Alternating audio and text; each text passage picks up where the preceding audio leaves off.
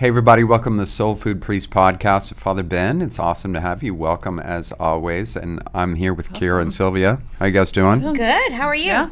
I'm good. Are we cheering before we begin Salud. today? Trying to get energized and caffeinated here. Yes. Yes, please. Yeah.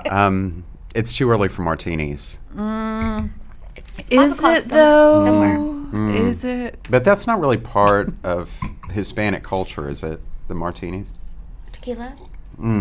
Agave? Yeah. Now, what would be Okay. for our listeners that don't really know anything about tequila, because we have all these fancy tequilas now, what would be a good base level tequila for someone that wants to try tequila? Would it be like Don Julio or? That's a perfect. I think that I was going to go with Don Julio.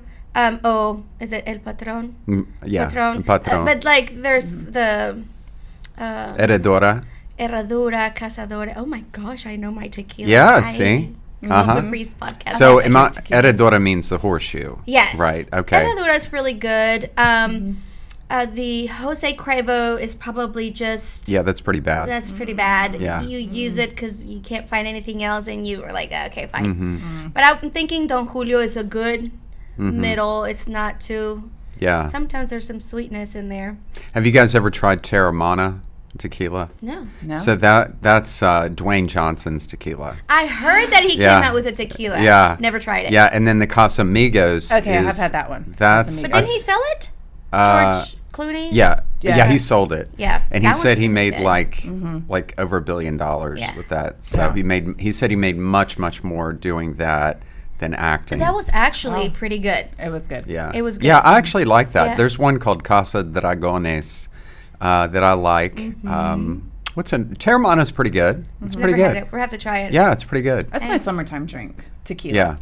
It's like, not straight. Oh, okay. Just making Unless. And so those of you that don't know, like it used to be back in my day, they would put the little worm in there. They don't do that now. So sure. Don't, but you and can so- you put it in there just for fun. yeah. I mean, the little gusano. Why? And You so do find them when you are making tequila. They're in the plant. Like you'll find agave. them, and they're actually sweet. is it maguey or agave? Maguey, gusano Yeah. de maguey. Okay. And they're sweet. Sweet worms. Okay, that's what I've heard. I've never had one. So it's like a gummy worm.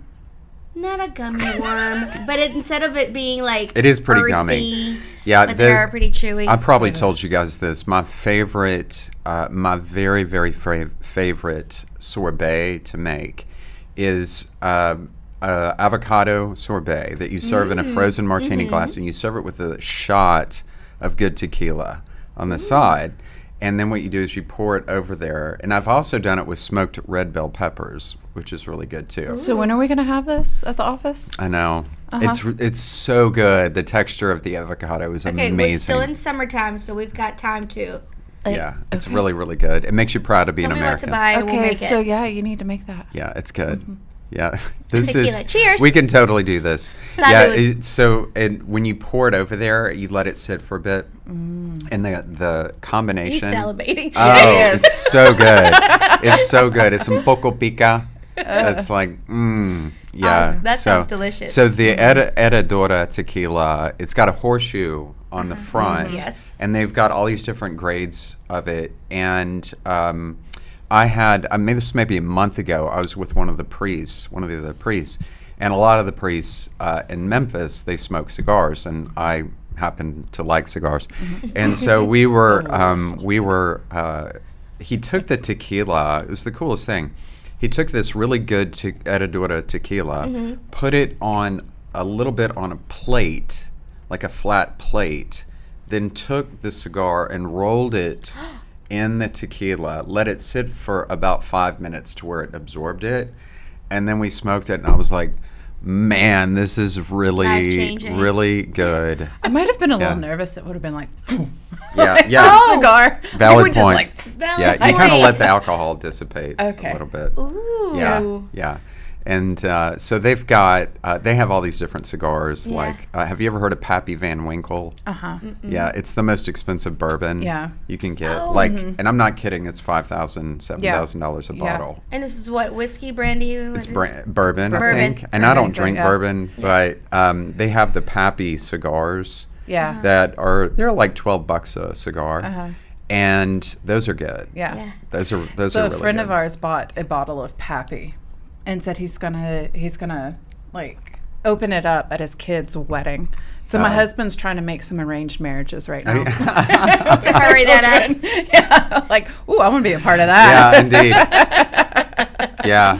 I think I was at like one of these auctions and somebody donated a bottle and they gave me a shot, but I honestly, I could not appreciate it, so I think I gave it away. And the donor was kind of irritated that I gave it away, I think. But I was like, I mean, to me, it would do nothing because I don't appreciate bourbon. Yeah. And so, but tequila, I appreciate. Okay. Yes. Noted. That's my summertime drink. Ranch water. It's like Yeah. low sugar, all that. It's kind of the healthiest and refreshing, and it's just club soda, lime, and tequila. Yeah. That's our summertime poolside drink. Fruity, like cocktail Yes, drink you know. person. That's the only thing I don't like. You like bourbon. the sweet drinks. I don't like whiskey. I don't like And beer. I don't like this. I don't But like I the like sweet my drinks anymore. vodka and tequila with a nice fruity something. Like my favorite tequila thing would be but it's got to be like a good margarita. It's got to have like a good pulp, a good, something in there. So not those just like, Yeah. but vodka, my lemon drops, but it's also got to be like a good lemon Yeah. drop. Yeah. So fruity. I know. Yeah. Have you ever had, I'm not a my big fan personality. of like fruity drinks, but I did have one about 2 years ago that I liked. It was called the Washington Apple. You've talked about this. and- That was oh, good. I That was really, is really that? good. It was, I think it was that Crown Royal apple. And I was like, so I was out to dinner with this one couple and they're like, and I was like, I don't do those fruity drinks. It's not good for men. Right. And so like, and she's like, just taste it, Father, you like it. And I was like, and I was like, waiter. And so, it's kind of funny that. And, Guys need to appreciate fruity drinks. and they used to, years ago, they used to make pina coladas and Long Island iced teas. Nobody drinks that stuff anymore, but. Except I do know of one priest who does, and I totally made fun of him. Oh, yeah. Yeah. Please say the name. Uh, Don't do it. It's like really this close because he could handle it. Yeah. But I totally called him No, out. I was I like, would- "Are you drinking a Long Island iced tea?" I was Yeah. like, "Oh my gosh!"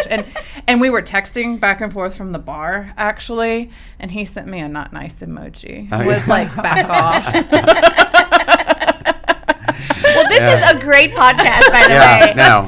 Cheers. Somewhere in there we'll you. talk about Jesus. Yeah, so they maybe to that point, they were. I was asked about 2 weeks ago about the kind of what are some of the stages. We've been working a lot with people that are flirting with the idea of coming into Catholicism. Father, what is the stages here? How do we do this? And I'm like, well, first you have to drink tequila. No, I didn't say that. So, but I said, I said, well, and we've kind of talked about the 3 stages of the spiritual life Yes. before, like the purgative way, the illuminative way, the unitive way, which the saints, John Paul II actually talked a lot about this, Teresa of Avila. So, but there's kind of like 5. I don't know. I don't even know if you'd categorize it that, but like kind of 5 steps maybe of what happens, and they all kind of flow together really often with people as they begin to think about, is there a God, right? Do I believe in God? Now what, right? So the first would be the obvious. Does God exist? And do I believe in God? I mean, it's a basic point. Those of us that have grown up with a faith, we're like, well, duh. Yeah. But for someone that hasn't, it's a basic question. Yeah. Right? And just because someone comes to church doesn't mean they actually worship. Right? Correct. So Yeah. if there is a God, what does that mean to me? okay, well now, second, they begin to ask questions. They call it curiosity stages. Okay, well, now that I believe in God, well, how is Buddhism different from Hinduism, which is different Catholicism, which is different from Lutheranism? Because we have Christianity, when they got these non-Christian religions, but within Christianity, there's 40,000, right? So it's very overwhelming, right? So they begin to ask these questions, this curiosity question stage. Third, they begin to answer some of those questions, hopefully by good sources. Yeah. And that's kind of where we begin to see them in the Catholic world. They begin to say, what's the deal with Mary? Like, how is your Bible different from other Bibles? Why do I need to go to a priest to confess my sins? Yeah. So they begin to ask, seeking answers to these questions. And I would say of the last maybe 3 months, I've interviewed one-on-one maybe 6 people asking those same questions. Wow. And so they begin to seek answers to those questions. Then stage 4, they begin to seek community with other people. Very important. Yeah, and so they want to kind of be involved in a community. Yeah. Tell me what you guys have. How can I get involved, right? And then finally, it becomes part of their identity, right? So they start from asking the question, is there a God, to step 5 kind of being part of who they are, their identity. And that's kind of, and any Catholic will readily attest that often those people are far better Catholics than the people that have grown up Catholic. As it always takes, as they would say, an immigrant to show the native what they have, so to speak. So, yeah, it's kind of there's kind of a staged process, generally speaking, not unlike pulling back the layers of an onion, and they kind of get to the core of this is part of my identity. Yeah. To me, it's a beautiful process to see. I love like talking to a priest that did not start being Catholic. Like I love the process of them embracing the beauty of learning and loving their faith and where they were and where they are. And I think learning any faith, even the importance of being a cradle Catholic, but also saying I wasn't a cradle Catholic and I found my way to Jesus, learning. I think cradle Catholics should do the same. Yeah, right. We were born, I'm a cradle Catholic, and through your childhood you believe blindly, which we should, but learning your faith, cradled Catholic or not, is so important. And just the beauty of seeing someone that was not Catholic falling in love with Jesus and being their identity, it's absolutely beautiful. Yeah, that's right. Yeah, it begins to really kind of transform their life. And we were talking about that this weekend at Mass, is that it's sometimes hard for people to understand that when they make that private decision about God, that has ripple effects for their marriage and their children and their grandchildren. Because Americans tend to think, hey, this just between me and God. I'm like, yes and no. Yes, we make that decision between me and God, but it's your decision or lack thereof is going to have ripple effects. Right. And the importance of that community. When you mentioned community, there is nothing like that. Seeing Jesus in somebody's life and you seeing that, I'm like, I want that. No question. I've learned to believe, but I want to live it. And having a community and being surrounded by people that are looking for the same thing or living the faith in the same way is so important. You mentioned before, if the father leads the family in God, the family will follow. It's that a family community, also with your friends. So community is very, very, very important. That's a very important layer. Oh, I know. I've witnessed this so many times in these levels. And in fact, in my own husband, when he converted, which was before we got married. But yeah, he was not going to church. He probably would say that he was agnostic at the time that we were dating. He was not going to church. I'd call him and I had just left Mass and I'm like, hey, what are you doing? And he's like, laying in my room, in my bed, and I'm like, did you go to church? Well, I'm having my own prayer time in bed. I'm like, okay. Yeah. And so from like going to that to like, okay, here's, you know, I'm Catholic. I'm not going to budge. Now what? And him kind of come into that almost kind of crisis moment of like, I gotta like possibly think about this and pursue this and start asking all of those questions. And he's very intellectual and started going on that intellectual journey, unbeknownst to me, doing that. That by the time he did finally reach out to the DRE at the parish, she was like, I think it was like in a November, and she was like, yeah, you can come into the church in April. Like, you've like read things that people, like he went back and he had pulled up Fides et Ratio from St. John Paul II and was arguing with him in the margins. Like John Paul II was saying you have to have faith and reason. Right. Like the two go together. Yeah. Whereas my husband thought, well, my faith is separate from logic, from academia. These are two separate things that do not coincide. So he was arguing with him. That's hilarious. And so he looked back and was like, oh my gosh. That's awesome. So to see that whole transition, but to kind of witness people go through those questioning processes. It really is like a layered effect. It is. Yeah. It is a total layered effect. And I didn't even know it was really going on. And I've seen a lot of people kind of go through that. And it's really kind of funny because even in some of like our Bible classes that we'll have here, we'll have a non-Catholic come and attend, and sometimes the most vocal people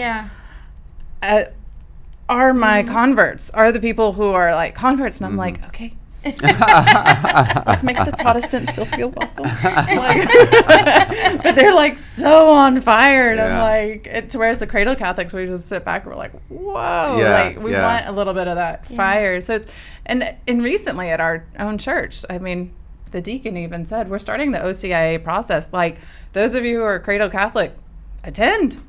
Like, that's a good, you know, just like it's good to attend this and to kind of have that, you know. That's awesome. And that's how I really kind of came through like my own conversion process too.